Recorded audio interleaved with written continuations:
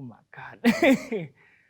um, I will be blunt, and whoever takes it personal, ask Samsuri. The good thing about slamming is that it keeps you on your toes, and you get into the rhythm of constantly working, constantly improving, constantly like slam is a competitive sport within the poetry circles, and it develops one's character within the poetry spaces, and and one of the things is a thick skin.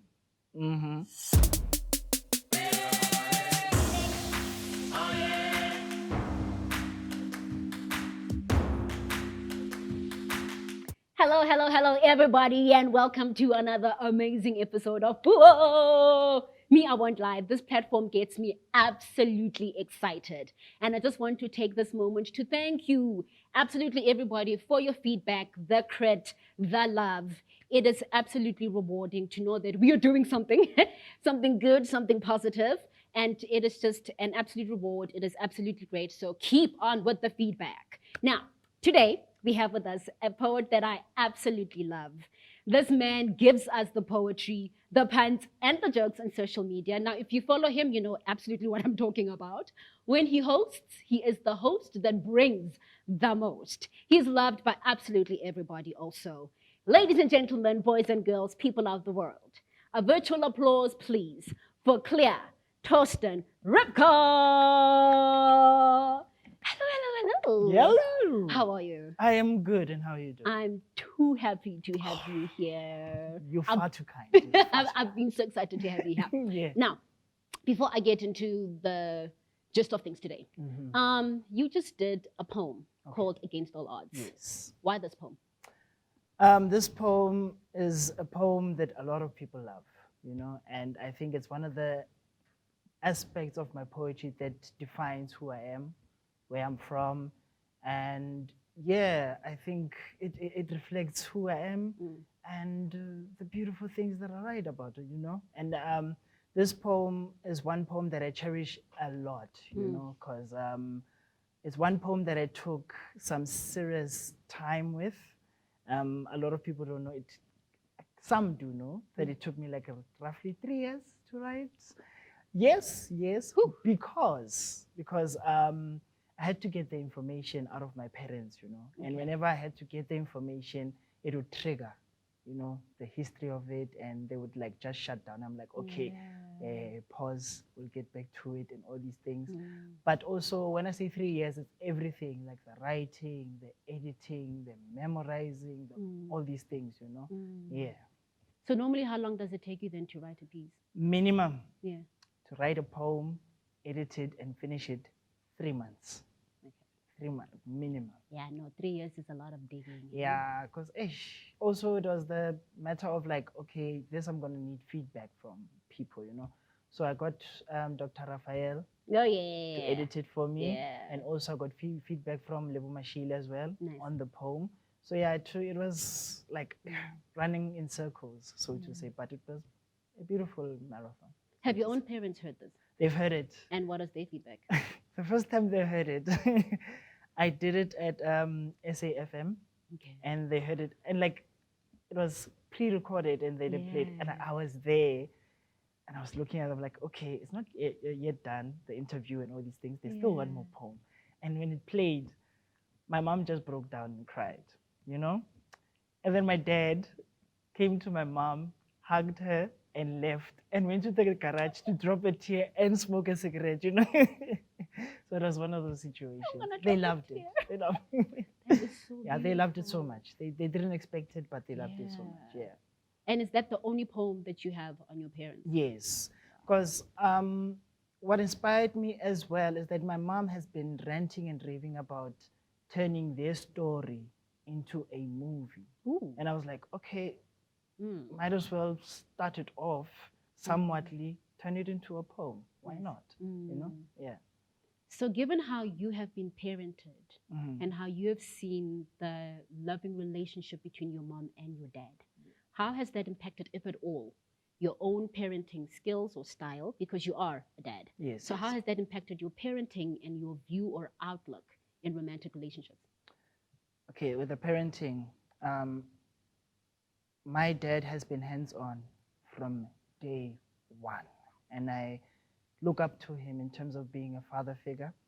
And I also try by any means necessary to be there for my son as well, and with the relationship that my parents have, I always say that love is a terrible enjoyment. They have their ups and downs, but they hold it down, and they make means to enjoy the path that they're going through, whether it's good or bad. They hold it together. There's been internal and external factors that have tried to break them apart, but they still held it together. Yeah. Sure, that is so beautiful. And how has that impacted you? Me, in terms of, okay, I'm going to take it from their aspect, okay? I've always relished and always looked forward to being in a relationship, because always looking them in the morning, like my dad has done this. It has been like a ritual for years now, where when he wakes up, he gets his cup of coffee, he reads the newspaper, and once my mom is up, he'll be like, good morning, Mugi, like that's her pet name. Yeah. Kiss her, how do you sleep? No, I slept well, fine. Like I would also like to keep to that, and whenever there's a special event or a special moment in life, like maybe like anniversary or whatever, my dad would go out to extreme measures to buy flowers, buy a card, whatever, give it to my mom and say, yeah, I still remember, So it has impacted me as well to know and acknowledge that I also kind of that type of person that keeps sentimental things important in life, like anniversaries, like yeah, it's a 1 month anniversary, let's go and celebrate, do all these things, I am a soft at heart, so to say, and I love and yeah. Nice. So you are Garankuwa born and bred. Yepo. Where did the poetry journey start for you? The poetry journey started 2004. I hope that doesn't reveal my age, but anyway. We had a poetry movement known as Word, Sound and Power. Word, Sound, Power. Okay. Yes, in Harangu. So it was like poets and artists all the way from Haranguwa, Soshanguve, Maupan. We would meet maybe once a month, and it'd be like debates. We would share poems. People would come through and sing and do all these things, And then it started from there. Then after that, I met a poetry movement known as Silent Thunders at the Medunsa Res that was in town, next to the Union buildings. So I got to meet other poets and musicians and all these things. Then I became part of the team where we'd organize events, do posters, make sure that everything is catered for. And then I got to know there was another poetry movement known as Free Minds from Medunsa. You know Free Minds. Yes. So Free Minds, I got to know Konaye, I got to know Bright, I got to know Kumo, Butuel and all. And then after that, that's when I met Street Poetry Society.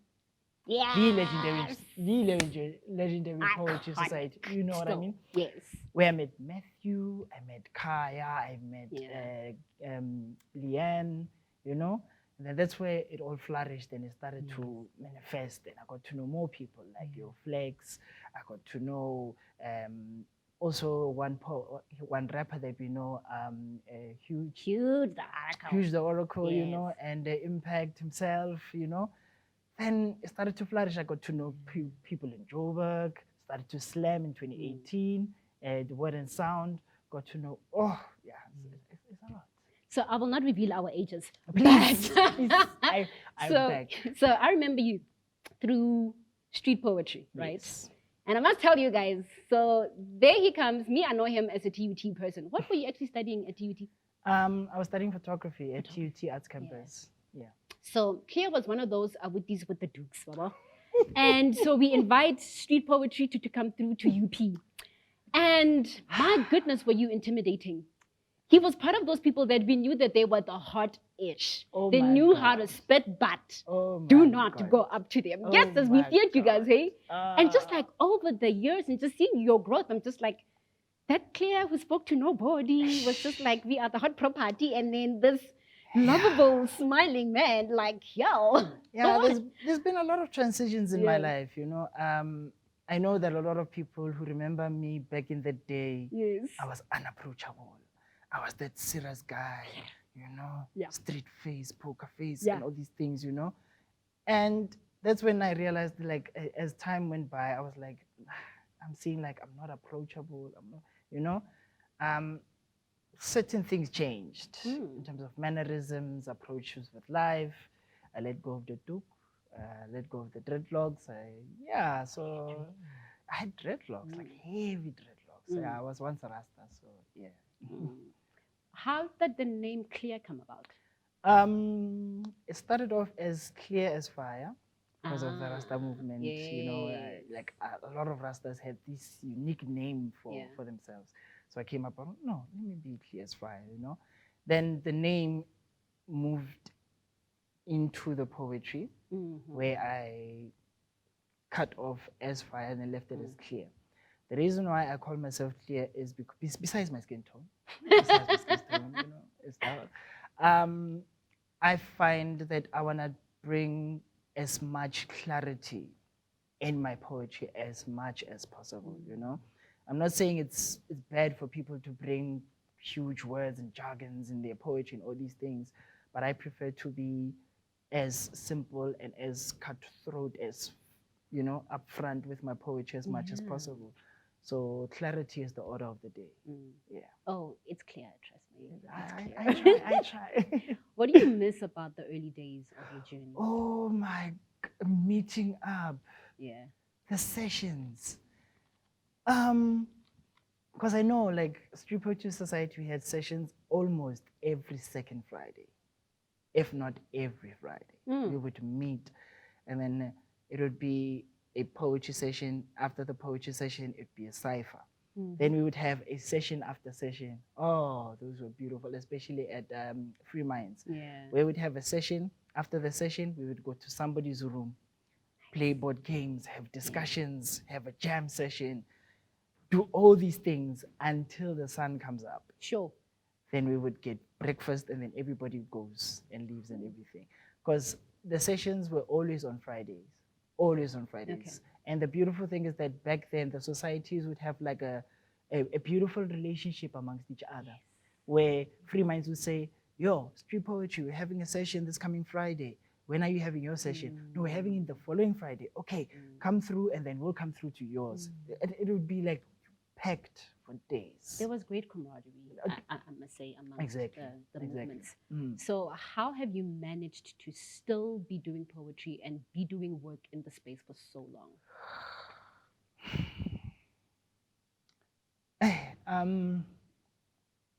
This poetry thing has that woza, you know? It has that woza that I've been trying. I've tried to escape it a couple of times, but it just pulls me back and it just gets worse and worse and worse, you know? I remember back in 2010, I was diagnosed with TB and it was hectic. I was drinking pills for like a good 9 months, you know? And I was like, no, I'm giving up this poetry thing. I'm gonna send my CV to ShopRite, see if I can get a job there and all these things. But the following year, I don't know, I was hit by some revelation of poems coming through, like 3 poems at one go, you know? And I remember like 2011, I came through Street Poetry Society when we had a grassroots sessions at a grass place next to the fountains. And I came through and they're like, yo, Clear, we haven't seen you in a long time. And I'm like, guys, I'm here to deliver poems. Ever since then, did poems. So to keep myself relevant and also what I always do is that I keep myself on my toes. And I always try to find a loophole within the poetry spaces that I can fill up, or even those loopholes be a challenge for me, you know? I try and find topics, maybe new topics that haven't been written if it's possible. But if there are topics which were already written about, I would try and find something that I could do about it, you know? Like there's a poem of mine titled Lost and Found Continent, where I talk about slavery and all these things and blah, blah, blah. Then about being Pan-Africanist and slavery and all these things has been written about in the poetry spaces a million times. What hasn't been written about like slavery and whatnot? Yeah. Then I would like flip it and like, okay, let me flip the script, and I would write about how Black people were slave masters to Black people. Where I would write about how we have been the cause and effect of what has happened now, where we dwell in Western lifestyles, where we've forgotten about our culture, our traditions, and all these things. That's where I constantly challenge myself, and also that pushes me to do research, to do the work, to make sure that when I get an opportunity, that I learn something as well. Nice. Yeah. So speaking about the various topics that you do want to write about, there's one particular poem that that just comes to mind, and that's it was about a homeless person. Right? I'm going there. Yeah, we are definitely going to talk about the homeless poem, right? Okay. It caused. I remember you. There was a time where it caused a whole lot of stir and controversy, right? True. But what I do know is that it wasn't the first time you performed it. Yes. Right. So you had been performing it, and then one time you do it in Joburg. Hey, floodgates open. Yeah, it became a ruckus. So for those who don't know, just give people the background on the poem. Okay. So, as I said, I studied photography at Arts Campus. So what they did is that for the June holidays, they would give us an assignment and say, you have to go and do this, and it's a documentary assignment. Okay. So you have to document something. So I came up with an idea of saying, I would like to document homeless people. Okay. And I approached my lecturer, and my lecturer was like, why don't you spend time with them before you get into it, And I'm like, okay, I will try, So I spent a day with them, aiming to sleep in the streets with them, to get to know what is, the background and all these things. I didn't last. It was bad, because I've heard stories and all these things. They stab each other for blankets over winter. They do all this for survival purposes and all these things. So I didn't pass the assignment. It was that bad. I even ended up like giving like coins to them, and I'm like, can I just take pictures of you? Sure. While you're doing your thing. And I'm like taking pictures. Then 5 minutes later, you must give me more. And I'm like, hey, okay, let me move on. Try somebody else and whatnot. Yeah. So that's the context of the background of the poem, So if I remember correctly, people were very upset. True. About it. Yes. On the grounds that what right do you have to talk about these people's stories? And it was the first time, one of the very few times that I saw a poet having to explain while they wrote the poem and all of that. True. Do you feel that people's concerns or views over it was actually warranted? The thing is, with poetry, if we're saying that everybody has the freedom of expression, why are certain aspects or topics not allowed to be expressed upon, And there was one poet, I will not mention a name though, who came to this specific event, wrote a poem about domestic violence, Oh, I remember. And when they asked this person, why did you write about domestic violence? Are you experiencing domestic violence? And he said, no, I just sucked it out of my thumb. And they left it at that. While a poet would come through and give so much depth and an explanation about the poem, it becomes otherwise, So if there's no space for a poet to write about anything or everything, then I think the crowd or people in general just must give us topics to write about, or must tell us this is where you don't step a line, or you get what I mean, And I don't know whether they have the right to say that. I just don't know anymore, me personally, because if they're going to come through and say you're not supposed to write about this, and there's no more freedom of expression anymore, you know.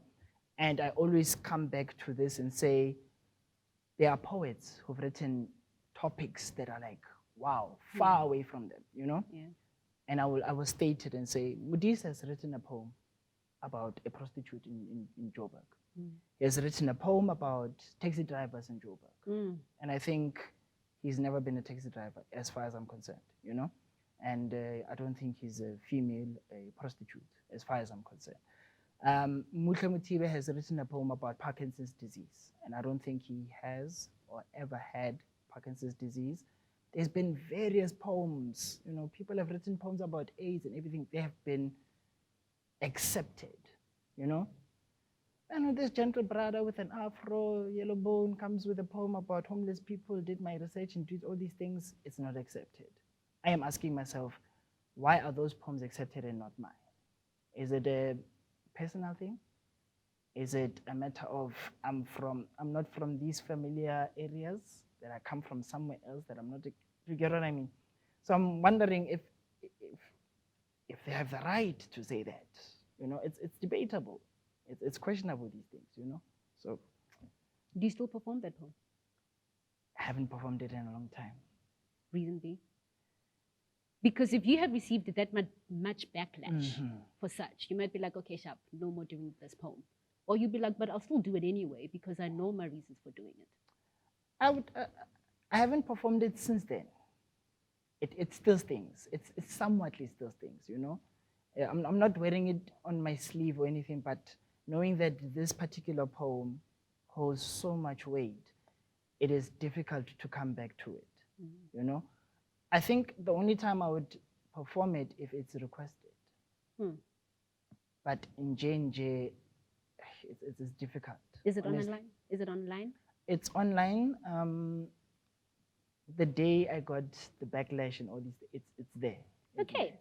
Please do go check the homeless poem. It's titled. What's the title? It's titled "Walk a Mile in My Shoes." Oh, Walk a Mile in My Shoes. Yes. Please do go Google there and tell us what you think of this piece, please. Please, I would highly appreciate it. Yeah, that'd be great. Yeah. So over the years, you have done so much work. Okay. Right? And I think in 2015, you started the Speak Child movement. Yes. Why?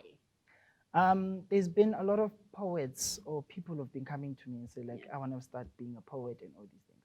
And I shied away from it. I was like, do I hold enough weight for me to be like, yeah, let me groom you, let me, you know?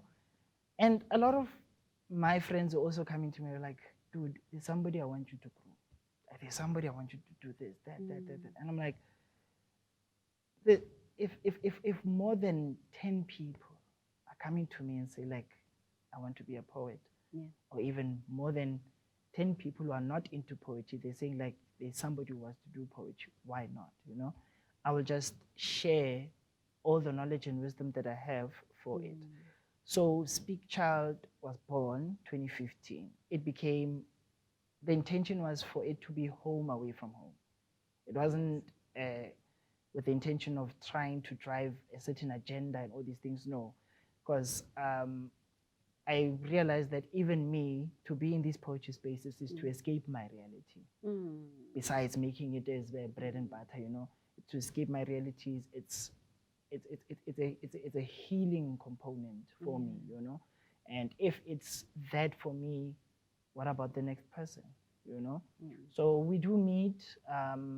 So Speak Child is a movement in Pretoria where poets from near and far come together. We do workshops, we share poems, we give each other feedback and all these things, you know.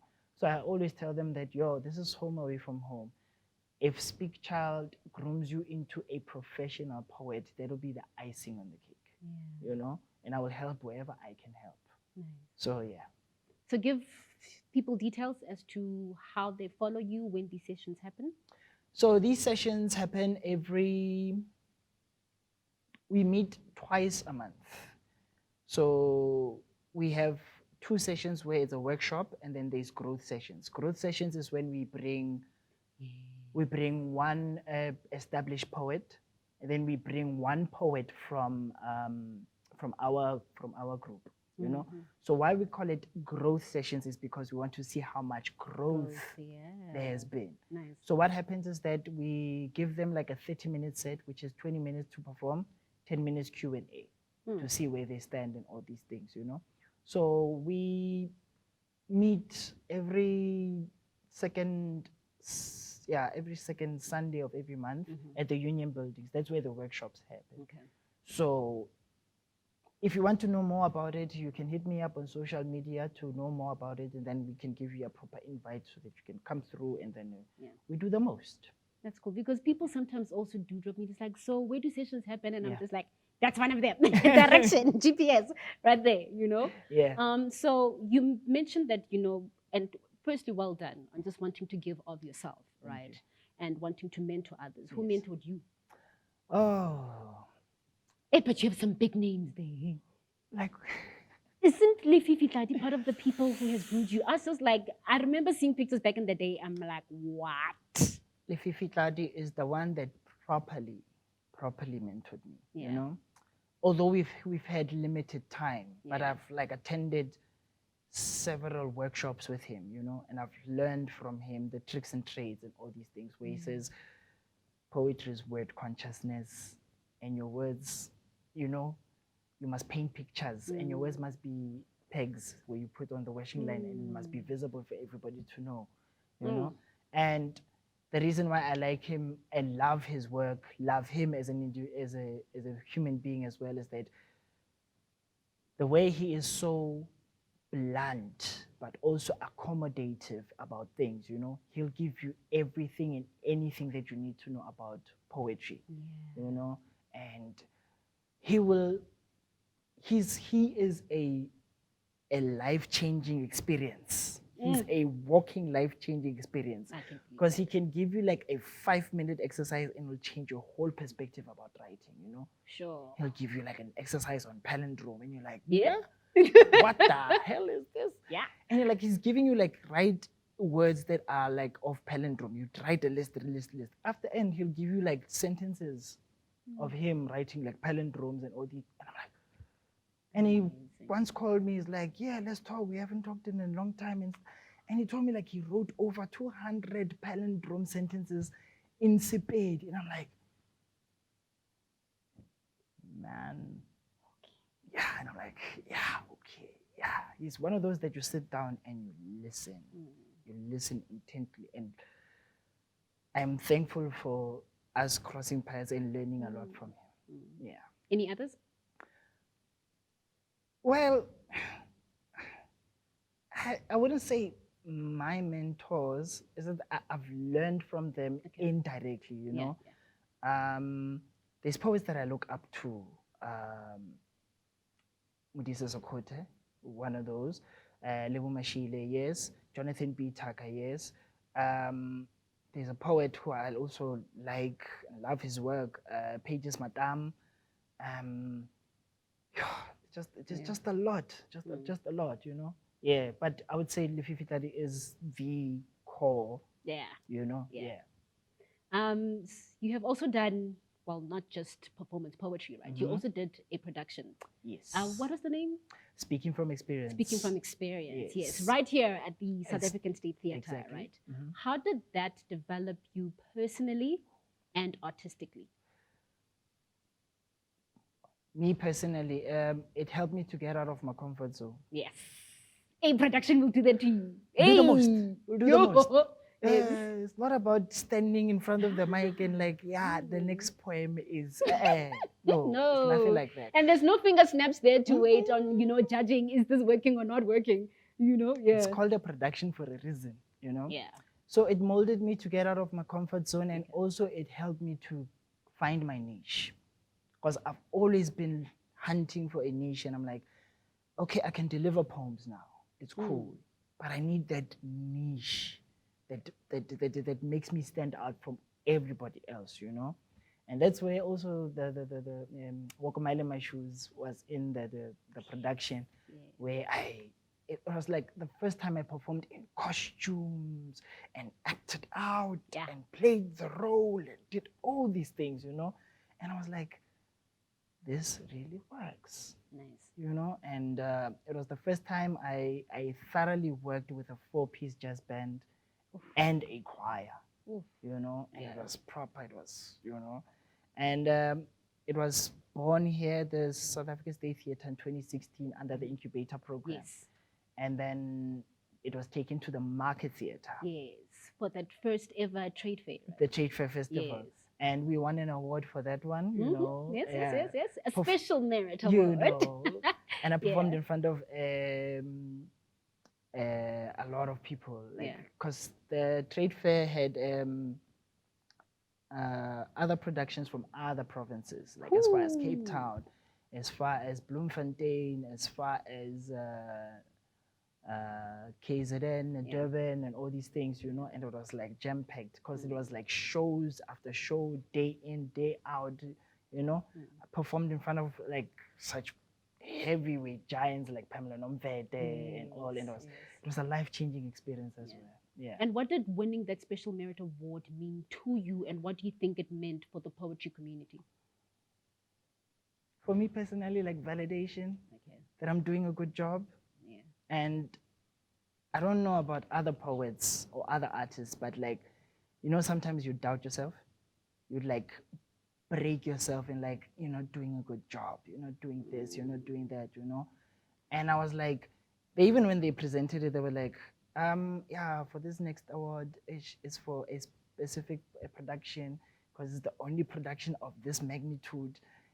Everything else is musicals and all these things and blah, blah, blah. So it's only right to announce this for, Yes. and we were the only poetry production at the Trade Fair Festival. The only, you know.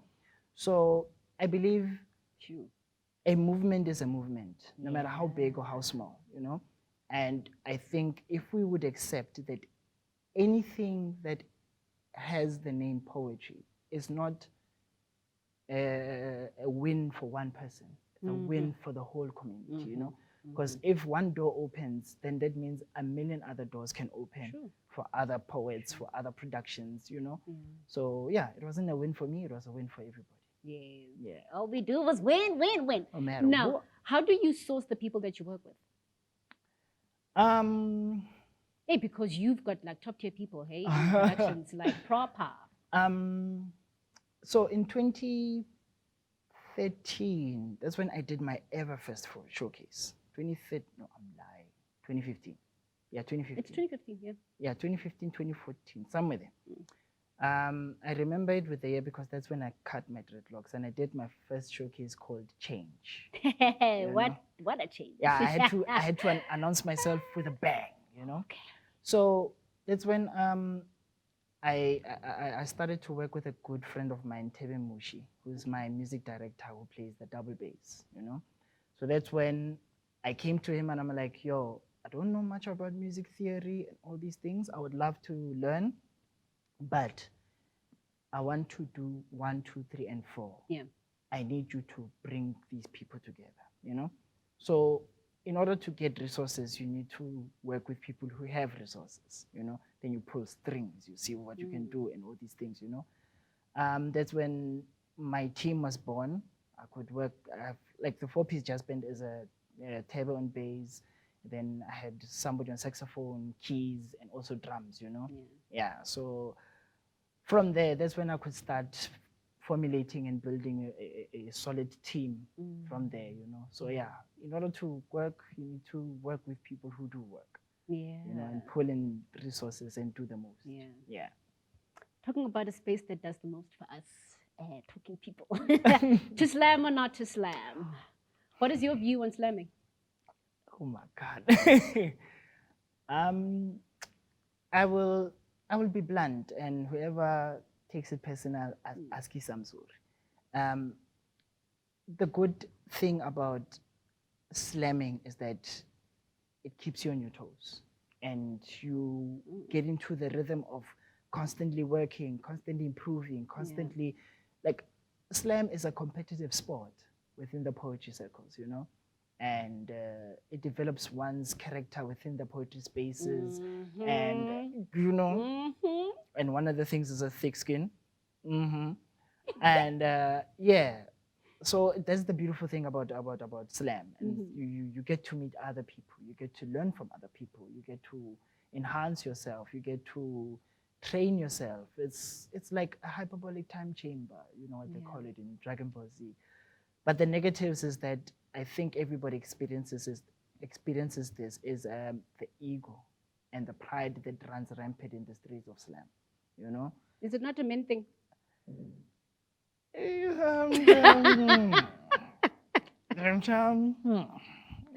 It's okay.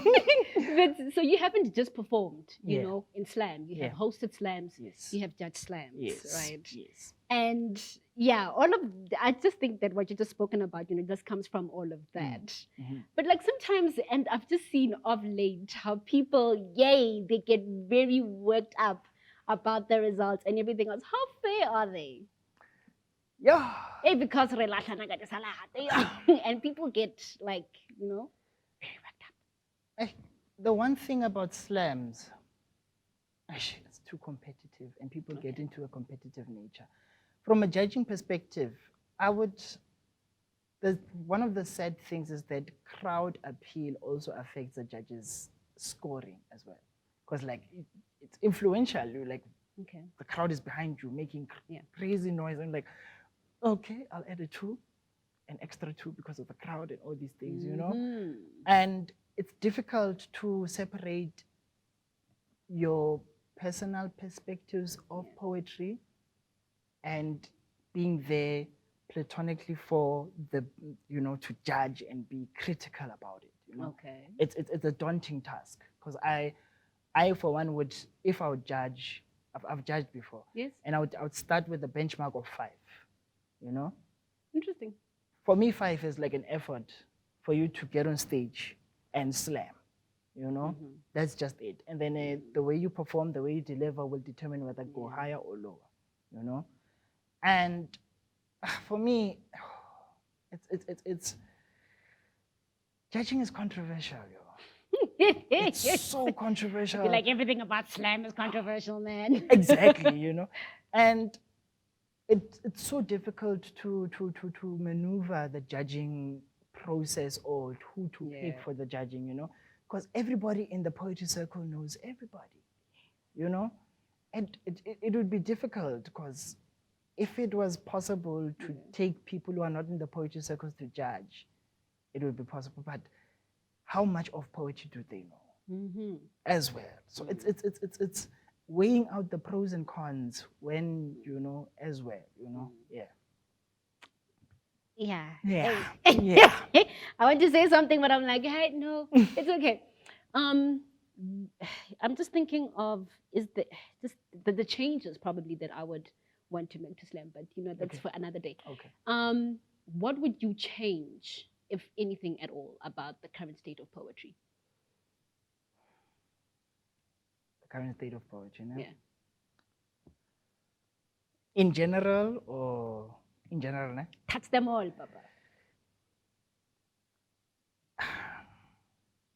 I so wish that in the poetry spaces we had much more viable space for one another, you know, consideration, you know, for work and all these things that you do.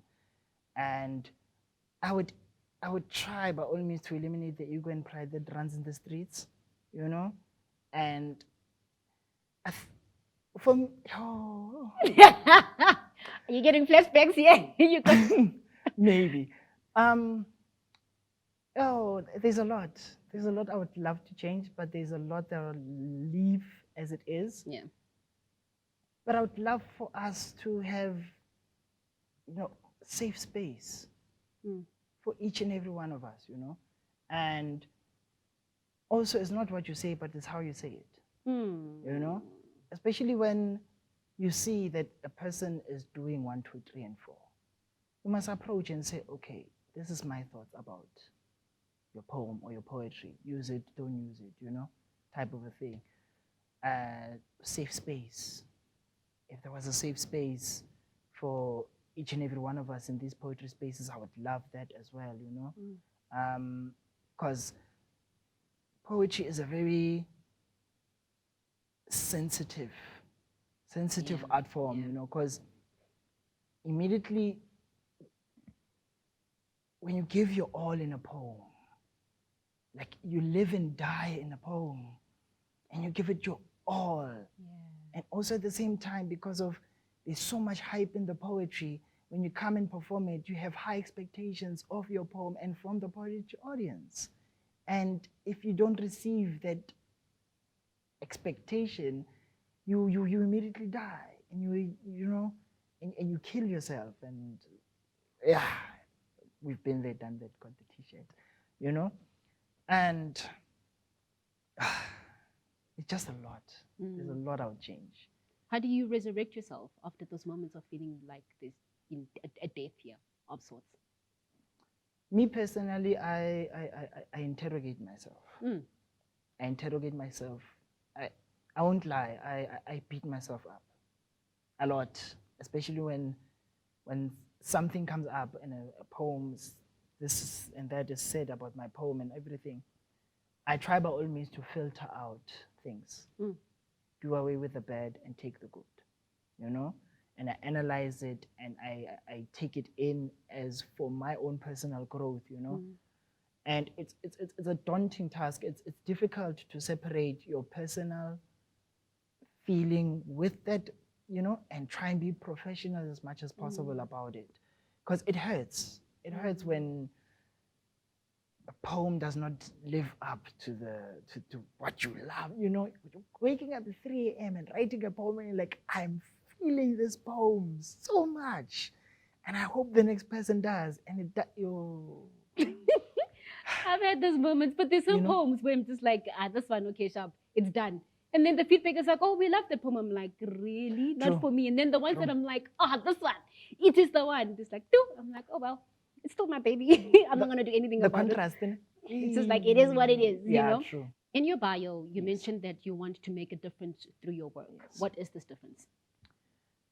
The difference is to make, to impact people's lives, to make them feel that tomorrow is still worth living for, you know? I will quote a line from one of my favorite hip-hop MCs, Common. Oof. He says, more than money saved, I want to save children. You know, we understand how this is the nature of the business, that we have to work with our poetry. But at the end of the day, what is part and parcel of it is that we deliver work in order to make things lighter in this reality that we're living in, you know? Yeah, as much as poetry has made a difference in that medium for me, I want the next person to feel it, whether a poet or not. Beautiful. All right. Worst performance to date? Worst performance. There was one in Melrose Arc. Everything went bad that day. Time, band, being received. Oof. The host was bad. Yeah, that was the worst, one of the worst. The resurrection day. I'm even getting flashbacks. Ooh, okay. Best performance. Best performance. I hope I was there. Best performance, I believe you were there. 2017, Market Theatre. That was the one. That was the one. What were you? Speaking from experience. Oof. That Nice. one. Nice. That Nice. was the performance. Yeah. And finally, what do you wish to still achieve through poetry and all the work that you do? I want to do a lot of things that I haven't accomplished. Yeah. I want to turn my dreams into a reality. I'm taking advice from people who want me to publish. I would love to publish one day. Yeah. We'll see. I have my doubts about, but one day. I would love to release a poetry album. I would love to release a poetry album. Nice. I would love to break boundaries with productions. I have a couple of productions that are in the pipelines I want to do. And there's a lot more that I want to do. Collaborate, perform near and far, do a lot. Yeah. I look forward to all that you're still to achieve. You are just like one star that I'm just like, keep on rising, keep on shining. Thank you for the work that you do. Thank you. Thank you for being here today. And thank you for tuning in to another amazing episode of Buwa right here at the South African State Theatre.